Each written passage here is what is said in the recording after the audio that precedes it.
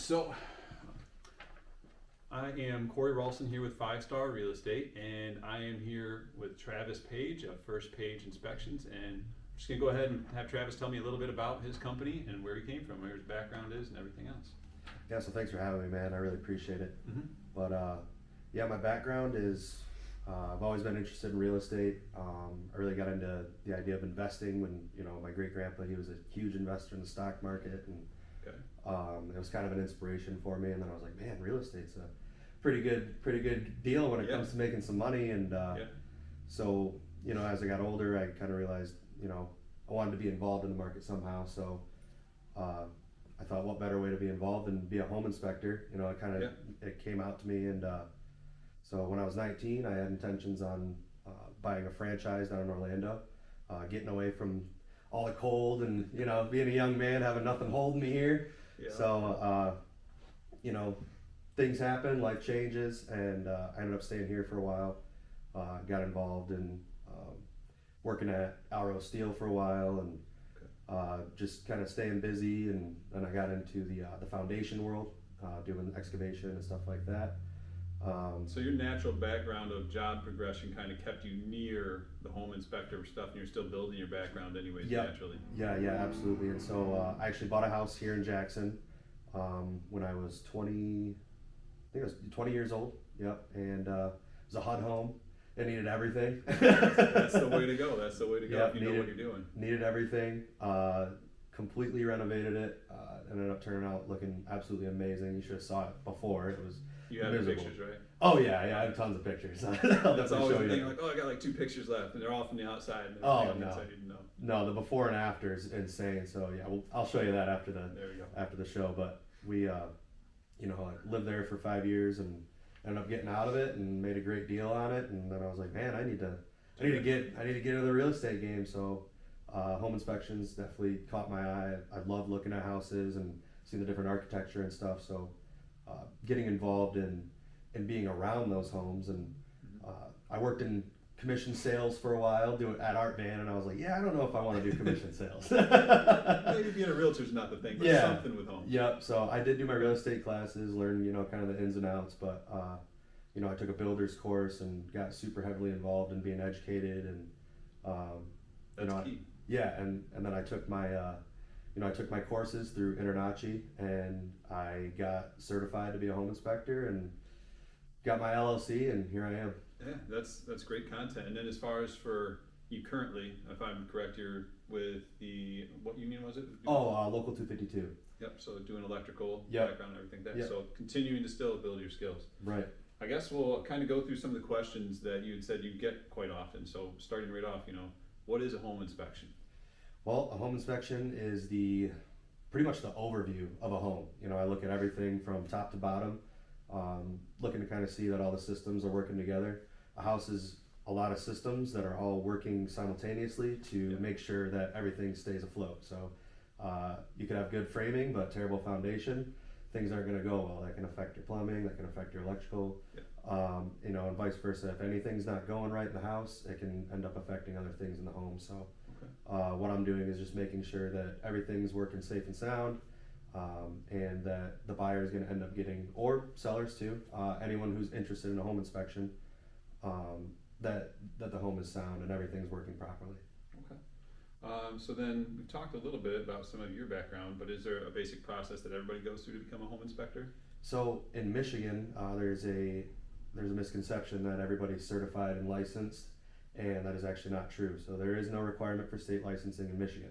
So anybody can start an LLC or not. I mean, I don't know why you wouldn't, but and they can just call themselves a home inspector and walk in and tell you about your house. But so is there something that you can take though for a background? oh, absolutely. Yeah, there's multiple accredited resources that you can have. Like I went through the Internachi.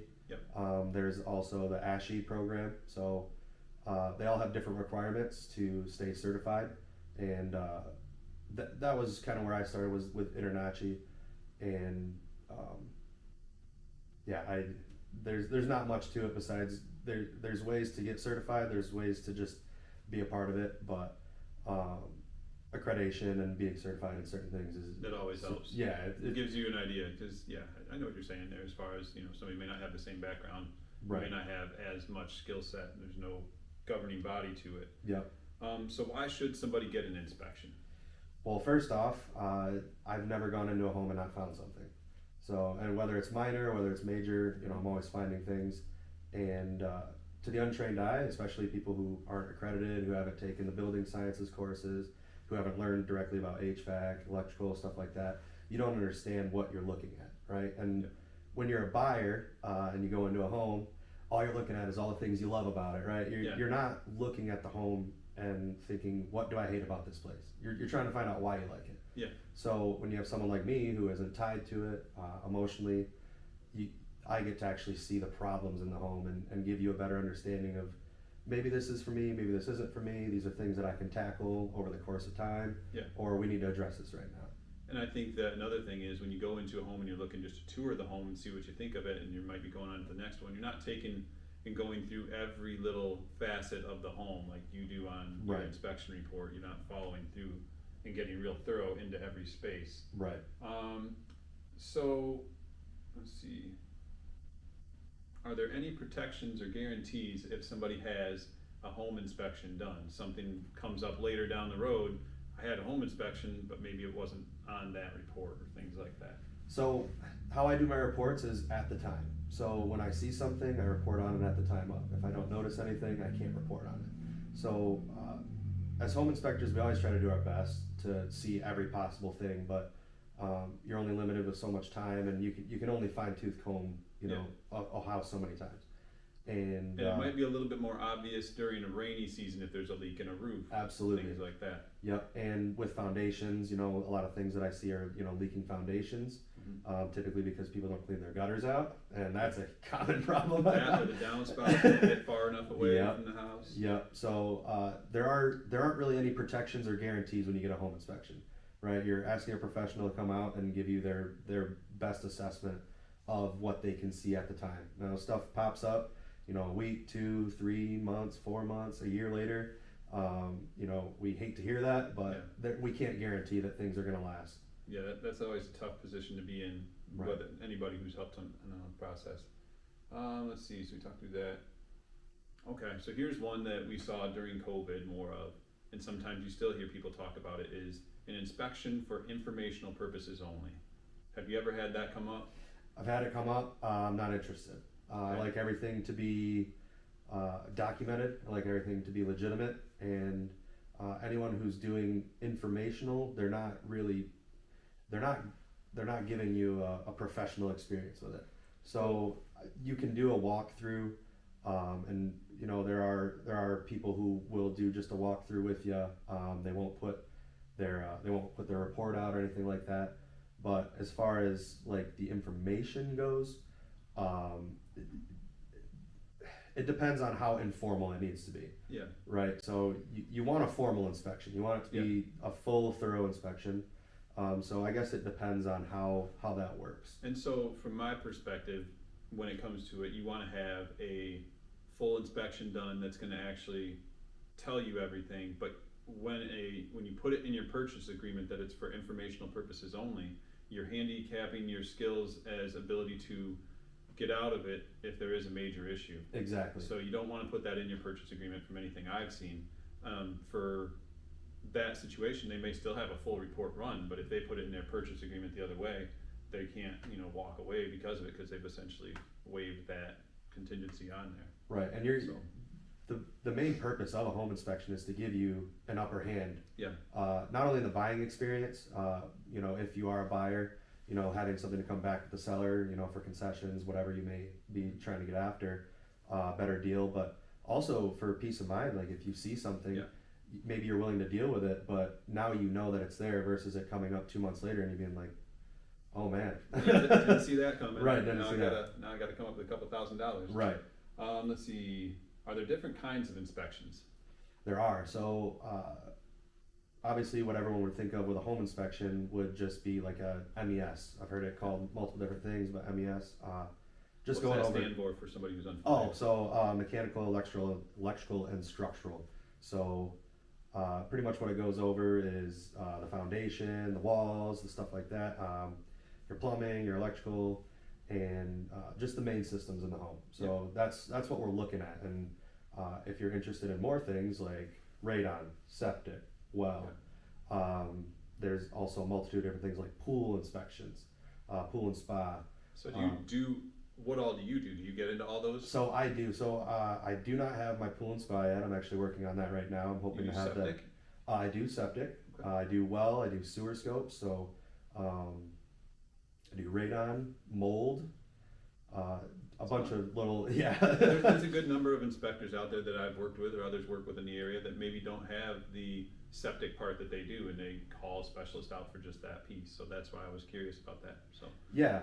now, do certain things cost extra when you do an inspection? Absolutely. So obviously, if it's taking more time, you know, I'm gonna need more money.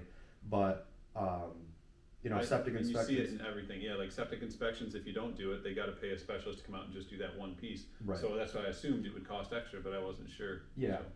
Yep. Some things that I don't charge extra for are pest inspections. I'm already looking at the foundation all the way to the ceiling. I'm gonna notice if there's a pest problem. Yeah. Right.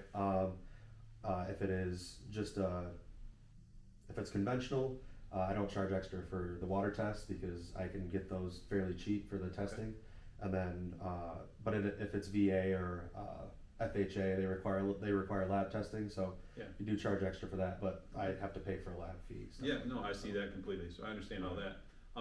The next thing there was figuring out who to use as an inspector. What would you give somebody as a tip? Say you had a friend or family member out of state that you couldn't go check it out and go through everything with them. Right. What would you tell them to do? I tell them to call First Page Inspections. No. What you're looking for, obviously, your agent's gonna give you some referrals, right? But you got to do your due diligence. You got to kind of reach out, and like I said before, make sure they're certified, right? Make sure they have their certifications. Make sure that they know what they're doing, and they're also doing the inspections that you need. If you have a septic and you have a well and you have all these different things that you want to make sure are good, go with somebody that understands that kind of stuff. And even if you want to go with someone who's more specialized, right, you can still have them when they go through, they're able to kind of double check things. So I may not be inspecting what you wanted me to inspect, but I'm still noticing these things, and I can still bring them up to you. Like, hey, you know, I know you didn't pay for this radon, but I do have the radon kit. I can run it for an hour while I'm here, and I can give you a general idea of what your radon's at. Yeah. So usually a radon takes like 2 days or something, right? 48 hours. Okay. So that's so I can give you a certified assessment. I can't give you an actual radon reading anything less than that, because then it would no longer be valid. It could be skewed. Yes. Yeah. Okay. Let's see. What are some of the most common issues that you do find in a home as far as when you're going through an inspection?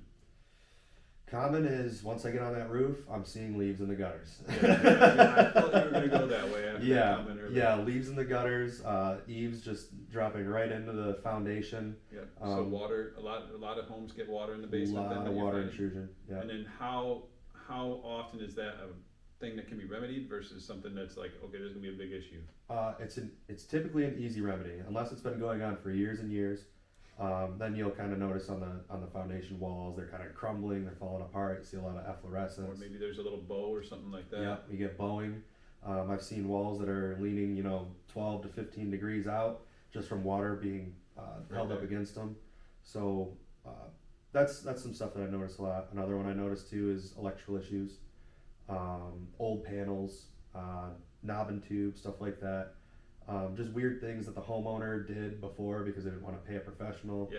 Or one thing I notice a lot is Uncle Joe's best friend's cousin came in and did something real cheap, and you can just tell. Yeah.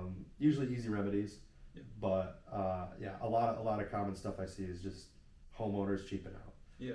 Well, in the city of Jackson, we've got the city inspections and things like that happen, or you've got to get permits and things like that. Right. Is there anything you would share about that in any way, shape, or form that might be added on? So, with permits and stuff like that, the city kind of has their own specific way of doing things.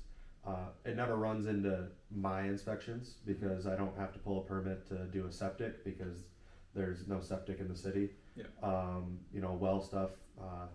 that there is no wells, so everything's kind of public. But knowing when permits were pulled for a new panel, right? Yeah. If I don't see a permit on a new panel, I can assume that somebody that wasn't qualified probably did it. Gotcha. Or at least they maybe had someone qualified, But they did it on a weekend or something like that. yeah, with a buddy who did a little bit cheaper than the other guy. So, when it comes to permits and stuff like that, that's out of my wheelhouse. That would be more of like a building inspector, code inspector, because I don't inspect anything up to code. I understand things that are out of code, but it's not in my standards of practice. Okay. So then, you mentioned one of the other questions you get is if you find something on an inspection, can you fix it?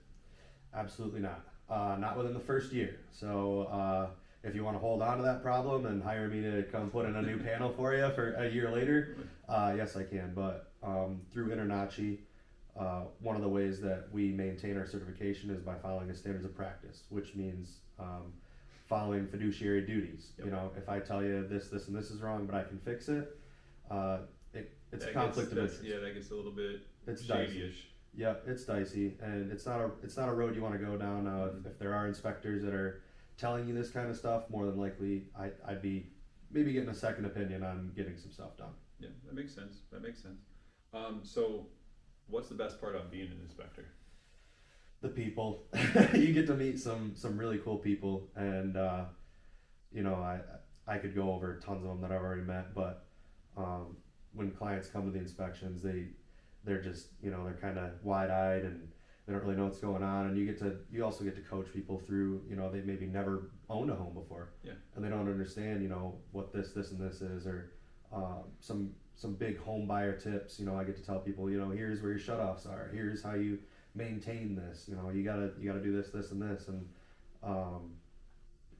people just love it, man. They get super into the process, and then they become friends afterwards. You make a lot of friends in the industry, and some people even treat like family. They still reach out, and went on a vacation, and people were checking in on me that all I did was inspect their home, but you definitely get to build some really cool relationships. And I've got a feeling that this could go the other way too. What's the worst part about? It could be the clients. No, it's not. I haven't had any bad clients. I haven't had nightmare clients. I mean, as an inspector, I would certainly think that you wouldn't usually, unless they found something shortly after and they were upset or something like that. Yeah, I have had some people, question what I inspected or what I didn't inspect, but a lot of people don't understand what is actually included in a home inspection. So sometimes they think you're supposed to look at this thing or that thing, and we're actually not required to get on roofs or get in crawl spaces or do any of that stuff, which I do, but because it's confined spaces, because it's dangerous. I know there are some inspectors that don't do it, but that there is a standards of practice that we do follow, and some clients just don't understand what we're actually there for sometimes. So you gotta go over it with them, but no nightmares, no like crazy blow ups, nothing like that. That's always a good thing. So another one here is, what should a client expect to do at an inspection? Do you like to get there first and do some stuff beforehand and then kind of meet with them once you've kind of gotten started, or do you like to be there at the same time? And who usually attends an inspection? So I try to be there at least 15 minutes early, especially if the home's vacant. I like to get on the roof because clients are not allowed to follow me on the roof for liability reasons. Yeah, you fall off my ladder, now I've got a problem. But I get there early, try and do all the stuff that they can't be there with me for, and then I'm kind of ahead of the game too, so I've got a kind of an overview of what I'm looking at and try and get the outside done. A lot of people don't like to follow me on the outside stuff. They like to be a part of the inside stuff. Okay. So I try to get that out of the way. In the winter too. Why? I'm gonna go inside. I'll see you there. Yeah, exactly. It's cold out. Who wants to be out here with this guy? But no, I always recommend that my clients are there. And one of the main reasons is because I'm going to be going over a lot of stuff. I'm going to be looking at a lot of things. And my reports are long, and I try to condense them as much as possible. Let's just face, these days, nobody's trying to read the entire thing of anything. Instructions, warranties, all that stuff. You're like, I'll look at that stuff when I need it. Right. But when you're getting a big packet, it's better to be hands-on too, because your memory's going to retain more. Right. And I can go over the stuff that it's like, here, you're going to see 60 things that I reported on, right? 12 of them are major issues, but really only 3 of them are. So I have to report on it if it's a major issue, technically if it's going to be an issue down the road, but things that you need to tackle right away, I can go over that with you at the house, and I can show you why, and I can go over these things and you can see it physically, right? Because the pictures, they don't really do stuff a lot of justice. So even like people do buy homes through pictures alone, Yeah. but you definitely want to be there to see it. You want to experience it. You get a lot more out of it. You can't see a smell. You No. can't see must in the basement. No, you cannot. Or, things like that. Yeah. What else do we have here? So typically when I or most agents are working with a client, we will give them maybe 3 or more people to kind of choose from. Try not to go down to just one, that way the client has choices and they can kind of do the research. I Right. even usually tell them, here's 3. You can also Google them or Google inspectors in the area and kind of look over the reviews and see what other clients have said and get a feel for them. Right. What is your thought around how somebody should go about finding a inspector? So I get a lot of clients through a lot of different options. So either people that I know, agent referrals, and also people that go out of their agent's referrals and didn't even know me. The referrals are there for a reason, right? You work with these guys, you see how they report, you see how they handle the clients, you see how thorough they are. And in a way, you become an extension of somebody's customer experience with a client, so that if we want to deliver a good service, we want to try and find people who are going to deliver a good right. service. You're not gonna refer a guy that you've never seen good work out of, right? You don't want your clients to buy a home that ends up being an absolute fall apart. Yeah, later no on. on calls afterwards with, No. man, that guy you told me about. Yeah. That Travis, man, he's a guy. He's a stand-up guy. He's a good guy. That's the exact call you would want. But yeah, you definitely want to. I get people that call me and they're like, hey, I want to go against my agent, and my question is, why are you using this agent? So. Yeah. Okay. So that's great. I'm glad you like me. Right. Let's get into the psychological part here. Right. What's the problem? Yeah, so choosing a good agent obviously is a great start to getting a good home inspector, and then having a good process in the home buying. The whole home buying process should be as seamless as possible, and so when picking a home inspector, you should likely pick one that's going to make it as seamless as possible, which is probably someone who has a solid relationship with the agent. That definitely helps. Communication's key as well. Right. So how much can clients expect to pay on a typical home inspection in our area? So in our area, depending on square footage, what type of ancillary inspections, so the added inspections, they can range anywhere from $300 and maybe lower. I don't know what other people are charging in the market as far as lower than that, but all the way up to couples of thousands of dollars. Sometimes you even need a team depending on the size of the home. You got a 12,000 square foot house. You may need a couple That's a people. pretty big one. So then, as far as that goes, would you say when you start talking about a couple thousands, is that usually getting into like commercial side of things and looking into things with those types of properties, or is that residential as well? that can definitely be residential. You get some pretty monster homes out here, especially the the big 5-bed, 4-bath, massive full basement, and also on septic, on a well, want the radon, want the mold. Yep. It really starts adding up. When you say that, you want the inspection for those things. You don't Yes. want the mold. You don't want. No, exactly. Yeah, you want everything to come back all green. There you Yeah, go. Well, except for mold. You don't. right. Yeah, you don't want the mold to come back. we with know. everything. Can a home fail an inspection? This is a super common question. No, a home can't fail an inspection. A home can have a lot of issues, and it may seem like it's failing, but there is no pass or fail in a home inspection.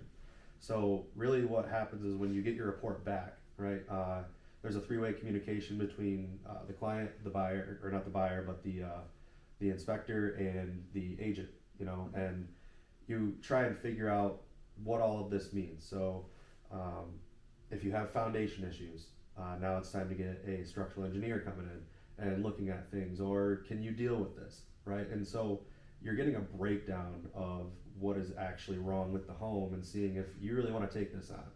And so I have my part where I tell you, hey, here's the issues. Yeah. I can't tell you how long it's going to last. I can't tell you how much it's going to cost, stuff like that. That's definitely going to come from an expert, but in that field. Yeah. But and then it comes between you and the buyer or seller or whoever on how you're going to remedy it. So and that's either financially or if we're just going to walk away from it. Obviously, we don't like to have to walk away, especially. Sometimes it's just the right thing to do. It is, and it sucks, and no one likes to be a part of it. But the home buying process is definitely it's a lot of ups and downs. And Well, and then I think when you talk about that, it's kind of like a tipping scale. It depends on how much you're comfortable with taking on as a buyer for repairs or costs, or how negotiable and flexible the seller is. Maybe they've got a background that could help you with certain pieces of it. Then there's different things that you got to decide what you're comfortable with. So. Absolutely. So like I've had clients where I'm like, hey, these are major issues that are gonna have to be addressed. Like, these are gonna be some things that we need to do it like right now, and they're like, oh, no problem. My uncle does excavation. We already know this is gonna be an issue, or and you're like, oh man, I was over here. Right. Or they're like, I'm an electrician. I can do the service change. I can do the so. Depending on what you're willing to take on, what you can get in the deal, that's what makes there is no pass or fail. It's like, what can you manage? The client decides what's pass and fail, essentially. Exactly. Yeah. So then the other thing here is, are there any things that you would want your a client to know before they do an inspection, or anything along those lines? Yeah, you need to know why you're actually getting the inspection. So there's a few reasons why people get it. One, because the agent just told them it's a good idea, and which it is a good idea. Also, if you have autoimmune issues, so like when I do my mold inspections, I always recommend when a client comes to me, I'm like, hey, do you have any autoimmune issues? Because if there is mold in the home, you can't really see it most of the time, and I've had a lot of my inspections come back where the mold was elevated, and there were certain types of spores that were detected that would have been an issue for the client. Also, radon. Radon is a huge issue when it's highly elevated. So you want to know what your levels are. If your levels are high, you're going to want to get a mitigation system in there, and they're not super costly compared to how much they will save you in the long run as far as your health. Your health, yeah. And I mean, I've seen people. Do you have a rough idea of what those mitigation systems are running now? I've heard people talk between $500 and $750, but I don't know what they are anymore. I've gotten a few quotes back that I've heard, depending on whether the floor is sealed or not. So if you've got the floor poured already, then it saves a lot of money. But yeah, anywhere from like $500 to $1,200, depending on size I've heard of the it's home. been going up. So. It has been going up. The last one I heard was $900, so that was through a family member. So they had to get one, but I think having that system. I mean, when did we start hearing about radon and things like that? Oh man, radon's fairly new as far as the concern for it, but radon's been around forever. Yeah, so it's been around, but we just maybe weren't aware. No, we had no idea, and so once people started getting sick with lung cancer and they weren't smokers. Now all of a sudden we're like, well, what's going on? And that's when we discovered radon, and we started to realize, hey, maybe this thing's an issue. So what's a average range that you'd want to be comfortable with radon, or what do they suggest you to be comfortable with or okay with? So the EPA recommends below 4 picocuries per liter. There is no zero. You can't completely get rid of radon. It's everywhere in the air. Typically outside is like 0.4. Something like that, within that range, which is ideal. That's where you want to be. But I see everything from with radon mitigation systems down in the 0.8s to 0.4s, and also see everything. I've seen 14 to 24, which is the equivalent of smoking like half a carton a day. I did see a property, or know of somebody who did a test and found it to be like around the 20s or 22s or something like that, and it had been a long time family home. Yep. So that's a tough one.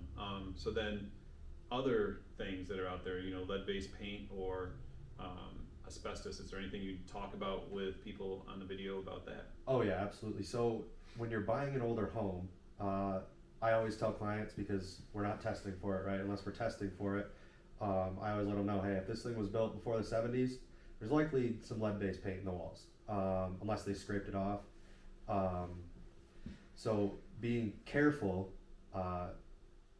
is important. So if you plan on, and they're like, oh, I'm gonna renovate this, renovate that. The floors, if you have hardwood floors, those will typically have lead in them. So when they seal the floors, They use an epoxy with lead base because it's super durable. Same as the paint, stuff like that. Asbestos was super durable as well. So when I notice asbestos, All the stuff that won't go away. yeah, Bad. Okay. yeah. When I notice asbestos, I do let clients know. Now I can't tell you if there's lead because you can't see it, right? But I can tell when a 12 by 12 tile is sitting there, and it definitely looks like it was from the era of the asbestos era. I'm like, hey, that's more than likely asbestos. Now it's fine if you don't mess with it. Leave that kind of stuff alone. Same as the insulation that's asbestos. It's not a problem until you disturb it. Okay. So I always try and let clients know, hey, look, if you plan on doing things, just be aware that these are things that are going to come up, and these are things that could possibly be an issue. Okay. Obviously, get it tested first. Make sure that it is or isn't what it is, but don't start knocking down walls. You do not want asbestos Don't get it insulation falling on your head. So is there anything else that you would want to share for the day? Man, I could go all day about home inspections. I love it. Oh, there you go. Passion, that's good. Yeah. So being aware, understanding that the home buying process is intense, and there are a lot of factors, and I'm kind of going away from what I do and just kind of giving clients a clear head about the whole process itself. It's overwhelming, especially for your first time. Make sure you're surrounding yourself with professionals, and make sure that when you choose your agents, when you choose your inspectors, you choose your lenders, all that, you're really doing your due diligence, and you're making sure that the chemistry is there. Yeah. Because real estate's all about relationships and being a part of the community. So in my opinion, I love being a part of the community, and this real estate stuff is just so fun. Mm-hmm. And you just got to make sure that you take a breath and you let the professionals do all the heavy lifting, and you really try and enjoy the process, because anything to do with real estate is just fun. Yeah. When you really get your head out of the stressful all stuff. all the big words and the legal and the all that. So I think something to go with that is if you do have somebody that's been through it before, that's a calming presence that can right. kind of be your sounding board through your first home purchase or things like that, if it is your first. Yeah. It's useful to have somebody that's not involved in a transaction in any way, shape, or form, who can kind of give you a little bit of feedback on, is this something to be concerned about or not as much? Right. And then do your own research as well, but kind of having that extra, support there that you trust and know has nothing to do with the deal also helps. Yeah, absolutely. And with my home inspections, I try to stay uninvolved as possible in the home buying process. Right. I'm not there to buy this home for you. I get asked all the time, so should I buy it? Yeah. Should I buy it? I hear clients asking everybody they talk to, should I Yeah, get this? should Would you buy this? And I have to tell you, I can't say that. I can't tell you whether or not to buy this house, right? This is on you. I'm giving you all the tools that you need to go from here with your agent and with friends and family, and really decide if this is for you. So, no, I can't tell you if you should buy it or not. I know in my head what I'm thinking, but I also have a different skill set, and I have different resources too that maybe make that house more of a buy for me or less of a buy for me. So, yeah, just enjoy the process and make sure you're doing your best to stay as involved but as uninvolved as possible. Okay. Well, I appreciate your time. I know you've got other inspections to do even today, so I Yeah. hold you up, but I appreciate your time, and thanks again. Hey, I appreciate it, Corey. All right, man.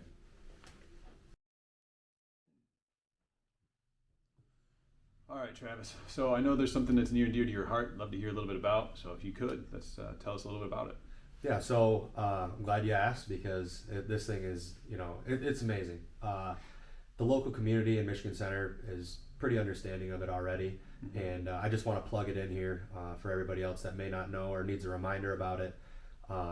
Earth Day this year, Earth Day weekend, April 20th. Spring to Clean Leone is firing back up again, and it's something that me and a couple other people in the community have been really passionate about, and we've been working behind the scenes to get this thing going. And last year it was a huge turnout, and we couldn't have asked for better. So we're hoping for even more this year.